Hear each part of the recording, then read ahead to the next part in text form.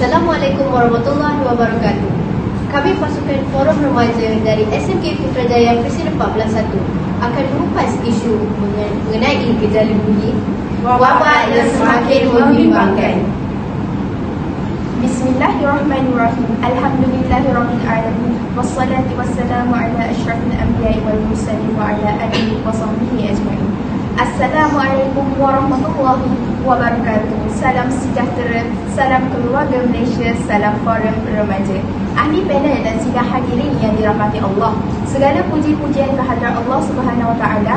Dengan limpah kurnianya dapat kita bersama-sama bersua dalam pertandingan remaja Forum Remaja walaupun secara alam maya. Sidang hadirin yang dihormati, sebelum saya memperkenalkan ahli-ahli panel kita pada hari ini, izinkan saya mengupas terlebih dahulu tajuk forum kita pada hari ini. Tajuk forum kita berkisar tema sosial, iaitu gejala buli dalam kalangan pelajar, wabak yang semakin membimbangkan. Isu isi hangat diperbahaskan belakangan ini apabila hampir setiap bulan ada sahaja kes-kes buli dicanang menerusi media sosial. Berikan saya 10 orang remaja yang secaya akan saya gegarkan dunia.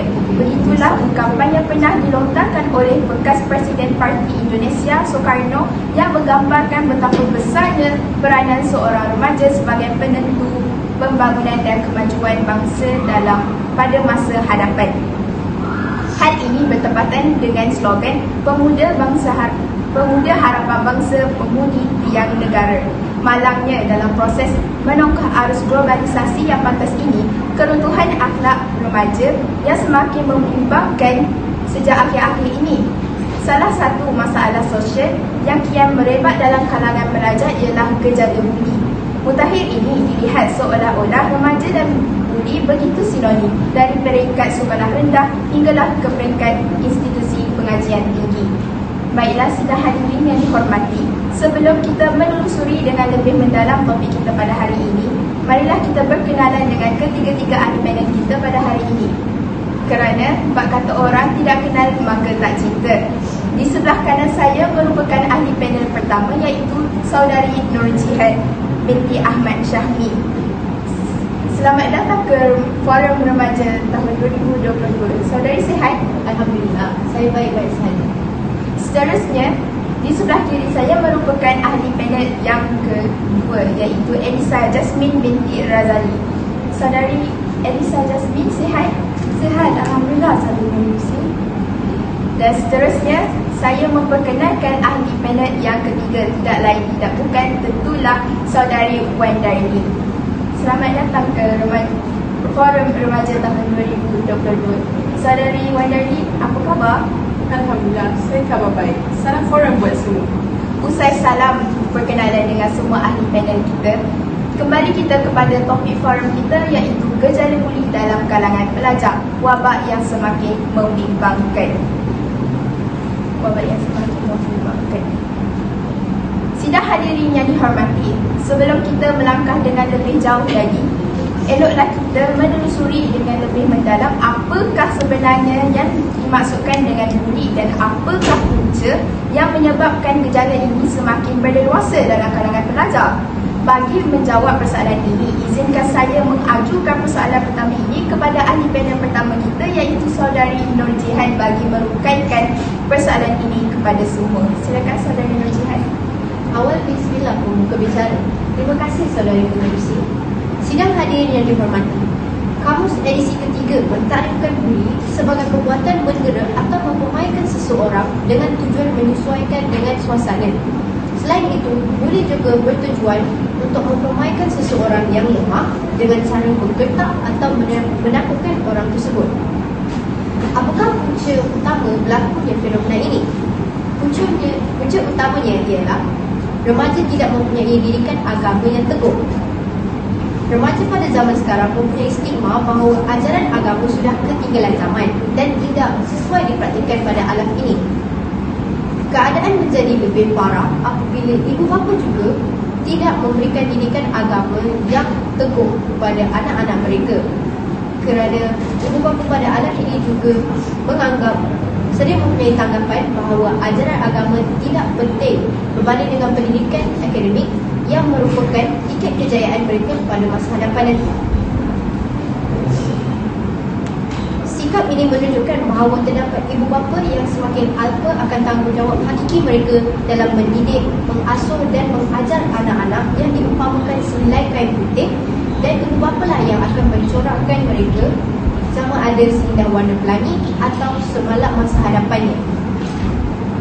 Berlandaskan sikap remaja dan ibu bapa yang sebegini, maka tidak hairanlah anak-anak tidak mementingkan amalan solat yang difardukan kepada setiap muslim, walaupun solat itu merupakan tiang agama yang akan mencegah kemungkaran. Bukan itu sahaja, kebanyakan remaja pada hari ini lebih bertuhankan hiburan dan keseronokan duniawi semata-mata. Jika situasi ini berterusan, sudah pasti keharmonian masyarakat dan negara kita akan terjejas. Seorang tokoh cendekiawan pernah berkata, petanda runtuhnya suatu bangsa itu dapat dilihat apabila bangsa tersebut mencintai hiburan. Keimanan remaja yang senipis kulit bawah menyebabkan kehidupan mereka terumbang ambing ibarat kapal tanpa nakodin. Tegasnya, didikan agama yang tidak mantap mampu mendorong kepada penularan gejala buli di negara ini. Sekian, terima kasih. Terima kasih atas penjelasan tentang gejala buli yang pada pandangan saya sangatlah terperinci dan menarik daripada saudari Nur Jihad. Seterusnya, saya mohon penjelasan daripada saudari Elisa Jasmine, apakah punca-punca lain yang menyebabkan remaja terdorong untuk melakukan gejala ini? Silakan saudari. Assalamualaikum dan salam sejahtera. Terima kasih saudari Komisil. Hadirin hadirat yang dihormati sekalian, isu yang saya akan bangkitkan pada hari ini adalah tentang kegoihan institusi kekeluargaan yang juga penyumbang utama kepada gejala buli yang berlaku di Malaysia. Keluarga yang porak-poranda kerana tiada lagi persefahaman antara ibu dan bapa mereka. Fasa pertama, pertengkaran akan berlaku. Fasa kedua pula, mungkin kes penderaan pula akan berlaku. Fasa ketiga, titik noktanya adalah kes perceraian. Menurut Jabatan Kemajuan Islam Malaysia JAKIM, kadar perceraian yang berlaku di Malaysia berlaku dalam tempoh masa 15 minit sekali. Statistik ini membuktikan bahawa kadar perceraian di Malaysia amat serius. Namun, apakah kaitannya dengan gejala buli? Ini adalah hujah saya. Apabila ibu dan bapa mereka kian alpa, anak remaja mereka akan kurang perhatian daripada ibu bapa mereka. Ini menjejaskan kerana anak remaja perlukan belayan dan kasih sayang daripada ibu bapa mereka untuk membentuk personaliti remaja mereka pada usia muda.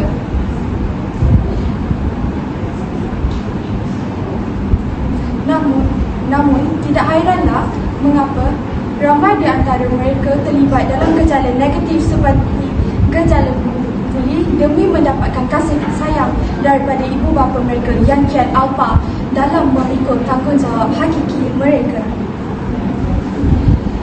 Mengupas satu demi satu kisah di sebalik seorang bekas pembuli, majoritinya adalah datang daripada keluarga yang mempunyai konflik keluarga sewaktu mereka muda lagi.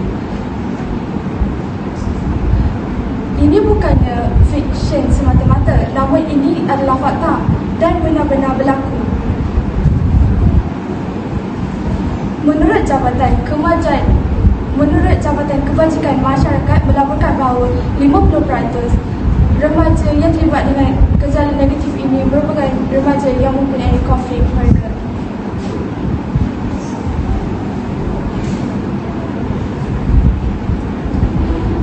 Lain orang, lain caranya untuk melepaskan geram atau kemarahannya kepada orang lain. Namun, majoritinya pembuli melepaskan kemarahan mereka kepada individu yang tidak bersalah.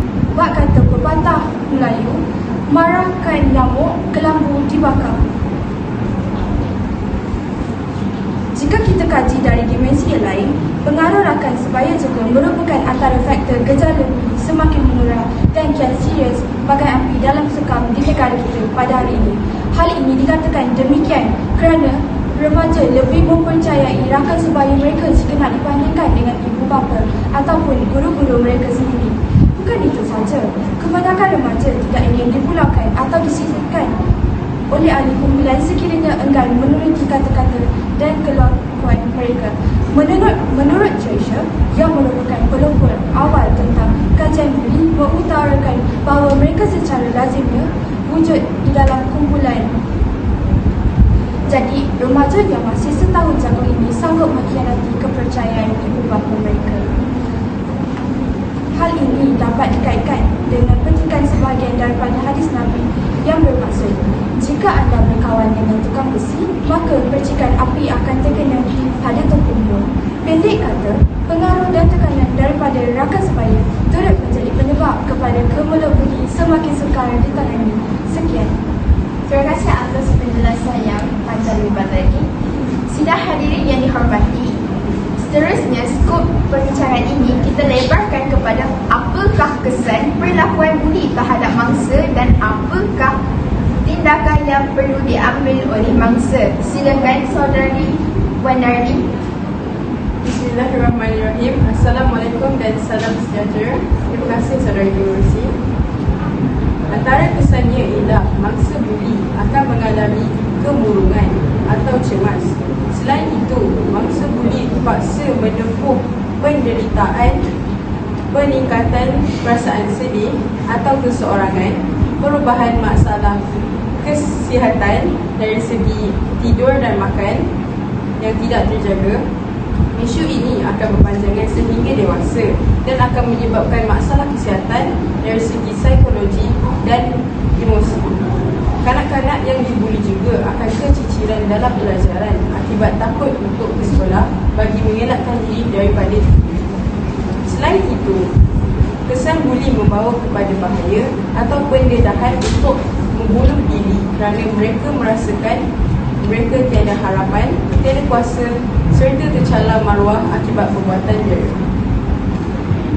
Saudari pengurusi dan sidang hadirin, lazimnya mangsa buli di sekolah atau institusi pengajian tinggi biasanya mereka merahsiakan hal ini daripada pengetahuan ibu bapa, guru-guru dan pihak sekolah kerana enggan dipukul oleh pembuli. Kebanyakan masyarakat tidak sedar isu ini akan meninggalkan kesan jangka masa yang panjang kepada mangsa dari segi perkembangan psikologi dan emosi. Masyarakat perlu mempunyai kesedaran bagi mengatasi perbuatan buli ini. Sekiranya tiada sebarang tindakan yang dilakukan, kes buli akan terus tersembunyi tanpa pengetahuan sehinggalah ia melibatkan kecederaan atau kematian. Barulah masyarakat akan sedar isu ini perlu ditangani. Hal ini berkait dengan persepsi masyarakat yang memandang remeh mengenai perkara ini. Mereka merasakan perkara ini, kes buli ini ialah budaya tempatan malahan seluruh dunia. Apabila wujudnya inisiatif ahli masyarakat yang memainkan peranan masing-masing, barulah kanak-kanak mempunyai keyakinan untuk melaporkan kes buli ini kepada pihak berkuasa bagi menangani isu buli ini. Sekian, terima kasih. Kembali semula kepada saudari pengurusi. Terima kasih kepada ahli panel ketiga kita. Ya, sidang hadirin yang dihormati, kita masih lagi bersiaran dalam majlis Forum Remaja 2022 dari Sekolah Menengah Kebangsaan Putrajaya Siti 14 yang indah ini. Pada saat ini, kita masih mengupas tajuk gejala buli dalam kalangan pelajar, wabak yang semakin membimbangkan. Soalan saya kepada ahli panel yang pertama, apakah langkah yang perlu diambil dalam usaha untuk menangani gejala ini? Terima kasih saudari pengurusi. Sidang hadirin yang dihormati, semua penyakit ada ubatnya kecuali mati. Terdapat banyak langkah yang efektif yang boleh diambil untuk membendung gejala ini. Peranan yang paling dominan tentulah digalas oleh mereka yang bergelar ibu bapa. Ibu bapa haruslah menunjukkan teladan yang baik pada anak-anak mereka supaya anak akan mencontohi kelakuan ibu bapa mereka. Hal ini kerana pada tanggapan anak-anak mereka, perbuatan ibu bapa adalah sentiasa betul dan patut diikuti. Janganlah ibu bapa berkelakuan baik di hadapan anak-anak sahaja, sedangkan mereka juga sering mengejek, menghina orang dan sebagainya. Bak kata pepatah, bapa borek, anak rintik. Ketam mengajar anak dia berjalan lurus, sedangkan diri dia berjalan sengit. Ibu bapa juga haruslah sentiasa mengambil perhatian tentang keadaan anak-anak mereka semasa di sekolah dan memberikan belayan kasih sayang yang sepenuhnya kepada mereka agar mereka tidak merasa sunyi dan diabaikan. Ibu bapa juga harus mendidik anak-anak mereka sejak kecil lagi, seperti melentur buluh biarlah dari rebungnya, agar sentiasa sudi meluangkan isi hati dan masalah yang dihadapi kepada mereka agar dapat mengatasinya bersama-sama. Kembali semula kepada saudara penulis. Saudara Pengerusi, izinkan saya mengatakan buah fikiran saya berdasarkan ulasan yang diberikan oleh ahli panel pertama sebentar tadi. Silakan saudara Elisa Dasmi. Terima kasih Saudara Pengerusi. Dalam konteks ini, pelajar perlu berganding bahu bersama pihak sekolah dalam membantras isu gejala buli yang berlaku di sekolah. Para pelajar haruslah menjadi mata dan telinga kepada pihak sekolah.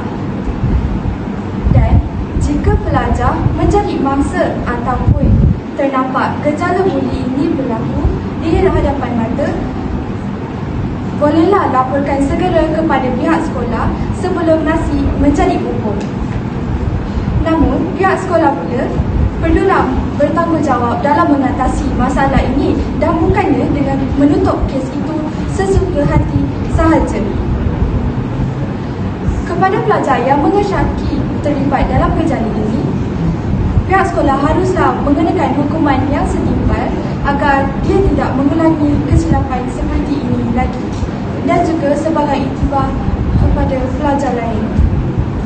Disiplin dan peraturan sekolah juga perlu diketatkan dan ditekankan kepada para pelajar supaya para pelajar mengikuti etika peraturan sekolah dan tidak membuat kesalahan seperti pelibatan dalam gejala sosial seperti membuli. Dalam konteks ini, Kementerian Pendidikan Malaysia juga tidak terkecuali. KPM telah dan sedang menjalankan pelbagai program untuk usaha mensifatkan gejala di sekolah. Misalnya, menerusi pelajaran tertentu seperti subjek pendidikan Islam, pendidikan moral, pendidikan sivik. Aspek jati diri ditekankan agar murid mempunyai kesedaran terhadap kesalahan mereka. Dan yang paling terkini adalah program Sekolahku Sejahtera yang telah dilancarkan baru-baru ini memberi penekanan kepada 14 aspek sejahtera, iaitu selamat, sihat, seronok, etika, empati, jati diri, adab sopan, harmoni, teliti, terampil, tekun, eksplorasi, rasional dan akhir sekali artikulasi. Ini adalah untuk memastikan sekolah menjadi tempat yang paling selamat kepada semua warganya. Sekian. Izinkan saya mengemukakan pendapat saya, saudara Pengerusi. Silakan saudara Wanyardi. Pada pandangan saya, KPM juga perlu bergabung dengan agensi-agensi tertentu untuk mengadakan kempen kesedaran atau ceramah kesedaran tentang gejala membuli, misalnya pihak PDRS. Setiap sekolah di Malaysia mempunyai pegawai perhubungan polis yang boleh dirujuk sekiranya berlaku sebarang masalah, termasuklah gejala membuli. Pegawai yang bertanggungjawab boleh mengadakan ceramah kesedaran kepada murid-murid tentang kesan buruk buli terhadap masa depan mereka. Melalui cara ini, remaja dapat mempelajari kesan sampingan yang dapat diperoleh daripada melakukan gejala buli ini dan berupaya untuk tidak melakukannya kepada individu lain. Sekian, terima kasih. Terima kasih kepada ahli panel kedua dan ahli panel ketiga kita. Demikianlah perbincangan daripada semua ahli panel kita tentang gejala buli dalam kalangan pelajar di negara kita. Menuding jari menyalahkan satu-satu pihak sememanglah mudah, tetapi menyelesaikan gejala ini bukanlah semudah kita berbicara. Oleh itu, banyak langkah dapat diimplementasikan agar pelajar dapat belajar dalam suasana yang kondusif dan harmoni. Kita tidak seharusnya mengharapkan usaha pihak berautoriti sahaja, tetapi berganding bahu atas prinsip kebukit sama didahului, kelurah sama dituruni, dan bulat air kerana pembentuk, bulat manusia kerana muafakat. Sidang hadirin yang dihormati, sungguh pantas masa berlalu sehingga tidak terasa perbincangan ilmiah kita telah sampai ke penghujung siaran. Saya mewakili semua ahli panel mengucapkan setinggi-tinggi terima kasih kepada semua yang membantu menjayakan forum remaja ini.